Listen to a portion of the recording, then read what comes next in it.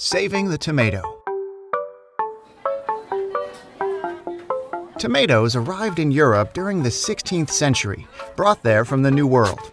Early on, it was thought to be poisonous, as were some of its botanical relatives. Since then, cultivated tomato crops around the world are often stricken with diseases that wild tomatoes seem to be resistant to.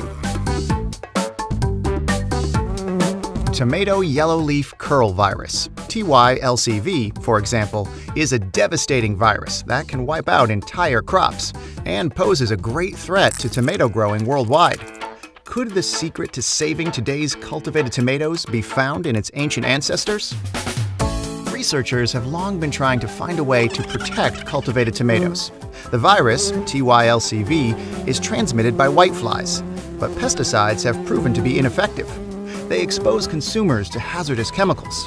The whitefly quickly develops resistance to them, and it takes only one whitefly with the virus to transmit the disease to the plant.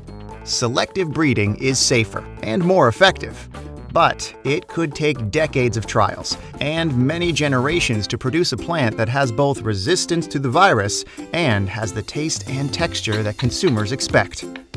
Two teams were separately trying to solve this problem.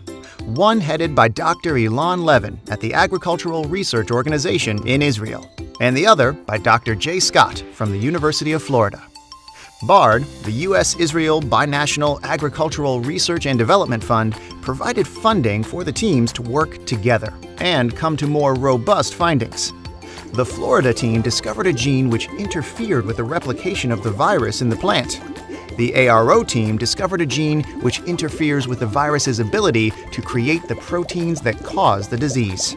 They then were able to breed both genes into a non-resistant cultivar and produce a plant which was highly resistant to the virus. This super-resistant plant demonstrated far greater resistance than a plant with either of the genes alone. This discovery, the fruit of U.S. and Israeli scientists working together, is a big step forward for developers at seed companies who can now utilize these genes in their breeding process.